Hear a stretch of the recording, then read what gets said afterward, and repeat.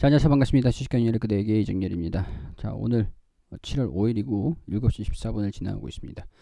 두산 에너빌리티, 오늘 좀 말씀을 드릴 내용들이 좀 많을 것 같은데, 최근에 주가가 반등이 나왔다가 이게 또 얼마 올랐다고 차익 실현 흐름들이 좀 나와줬죠. 근데 외국인들은 계속 매수하는 모습들을 보여주고 있었습니다. 주가가 하락을 했을 때도 시장이 낙폭을 확대를 할까봐 이런 우려감들 때문에 좀 하락을 했던 것 같아요. 차익 실현 매물들이 좀 나와줬던 것 같은데, 오늘 여기에서 반등 흐름들이 살짝 나왔음에도 외국인들은 매도를 했다. 기관과 외국인들이 매도를 하고 약간 개인 투자자들이 매수를 했다. 이런 요인들이 좀 있습니다. 다양한 요인들이 좀 있는데, 일단은 뭐 두산 에너빌리티의 원전 기대감들이 계속 반영이 되고 있다. 이렇게 설명을 드릴 수가 있겠죠. 체코, 이어, 폴란드서 원전 세일즈 9개 원전 협력을 협약을 했다. 열일하고 계십니다. 지금 열일. 체코에 이어서 폴란드에서도 원전 세일즈에 열을 올리고 있다. 폴란드 기후환경부 장관, 하원, 부의장 등과 면담을 갖고 한국 6개, 폴란드 9개 기업 간의 9개의 원전 협력 협약을 이끌었다. 원전 방산, 첨단 산업 등 양국 간 포괄점 협력 방안을 논의를 했다. 폴란드. 제가 체코 다음에 폴란드가 될 것 같다. 이렇게 말씀을 좀 드리긴 했는데, 폴란드가 있고 하여튼 뭐 이런 체결식을 가졌습니다. 수소를 포함한 청정 에너지와 원자력 평화적 이용 뭐 이런 것들, 이제 배터리, 에너지 저장 시스템, 에너지 효율, 뭐 스마트 그리드 이런 다양한 부분들로 진행을 했다라고 내용들이 나와줬어요. 근데 이게 체코만큼 기대감들이 좀 반영이 되진 않고 있는 상황들이죠. 폴란드는 시간적인 부분들이 조금 좀 뭐랄까 시기적인 스케줄이 조금 여력이 있기 때문에 여유가 있기 때문에 폴란드보다는 임팩트는 조금 덜한 그런 상황인 것 같습니다. 일단 이런 원전 수출 가능성을 계속 꾸준하게 높여 나갈 것이다. 경제 협력을 통해서 진행할 것이다. 라는 것들 긍정적인 내용들이다라고 말씀을 드릴 수 있을 것 같고, 근데 이제 주가는 좀 임팩트는 좀 덜한 상황들입니다. 그리고 이 원전의 전력 거래 비중이 6년 만에 30%를 돌파한다. 원전 확대를 가속하겠다. 이건 분명히 긍정적인 내용들이라고 말씀을 드릴 수 있을 것 같아요. 올해 들어 5월 말까지 원전의 전력 거래 비중이 30%를 기록을 했다. 이 계속 높여갈 것이다라고 얘기를 하는 것들이니까, 탈원전 백지화를 선언을 하고 4월 들어서 이 탈원전을 근데 계속 원전에 대한 비중은 줄어들지 않았던 그런 상황들이 있다라고 할 수 있을 것 같아요. 원전 비중은 계속 높여가고 이 원전을 계속 활용을 하는 것들. 한울 원전 6호기, 한울 원전 1호기 각각 4월과 5월 발전을 재개하면서 원전 전력 생산이 늘었고, 이 기간에 전력 거래 비중이 늘어난 것으로 보인다. 6월에는 고리 2호기, 한빛 2호기 발전을 재개한 만큼 6월 이후에 전력 거래 비중이 추가 확대가 예상이 된다. 자, 2호기가 재가동 4일 만에 문제가 발생해 가동을 잠깐 멈췄지만 빠르게 정비해가지고 지난달 말 출력 100%에 도달한 바 있다. 계속 이런 것들 때문에 덕분에 두산 에너빌리티의 그런 원전을 유지를 하고 보수를 하는 그런 이제 유일한 원전 발전소 부품 생산을 하는 기업이 두산 에너빌리티다 보니까, 여기로 인해서 계속 온핸드 수준들은 계속 안전적으로 높아질 가능성들이 긍정적으로 계속 반영이 되고 있다라고 보시면 좋을 것 같아요. 자, 그렇지만은 우려감이 없는 건 아니에요. 지난 1분기에 두산 에너빌리티 실적이 좀 낮게 나왔습니다. 좀 충격이 좀 있었는데, 실적이 낮게 나왔던 요인들로 보면은 두산 바켓의 PRS, 주식 주가 스와프, 주가 수익 스와프인데, 이게 장부상 평가 손실로 반영을 해가지고 이거를 연장을 언제 할 것이냐, 이게 주가가 올라와야 수익이 나는 구조다라고 했죠.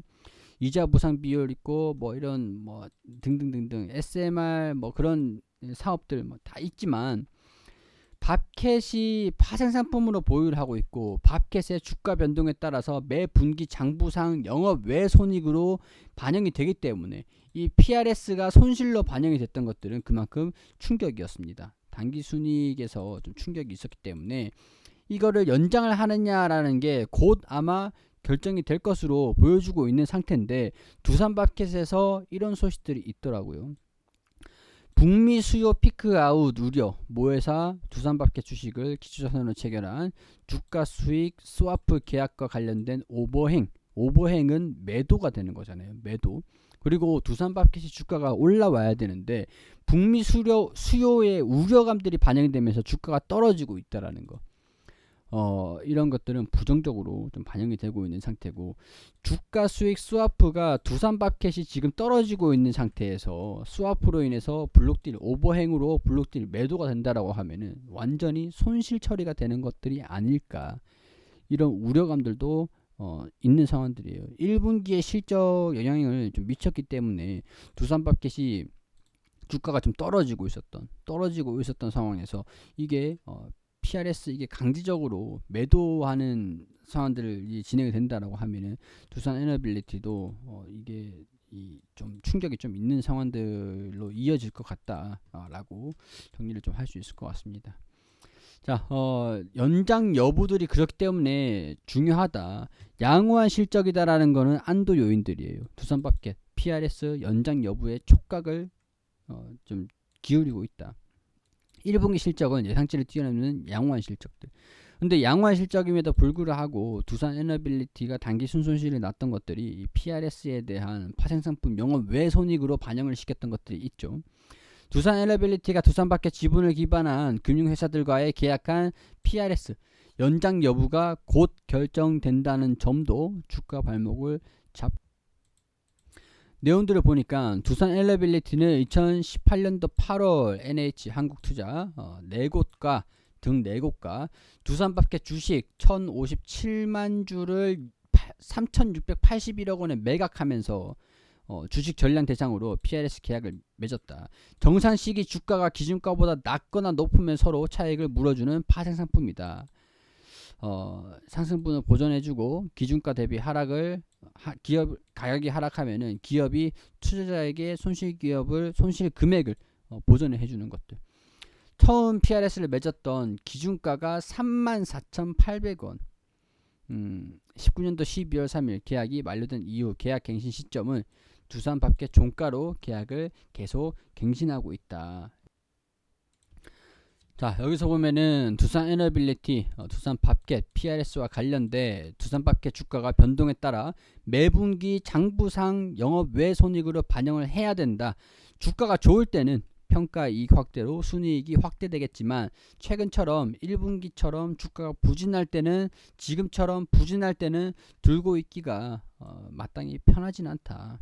하얀 곡선을 그리면서 지난해 2분기부터 계속 평가 손실이 반영이 되고 있고 지난 1분기도 마찬가지였다. 두산밥켓 이 평가 손실로 두산 에너빌리티가 1분기 순이익이 95%나 줄어든 110억 원을 기록을 했다. 이게 중요하죠.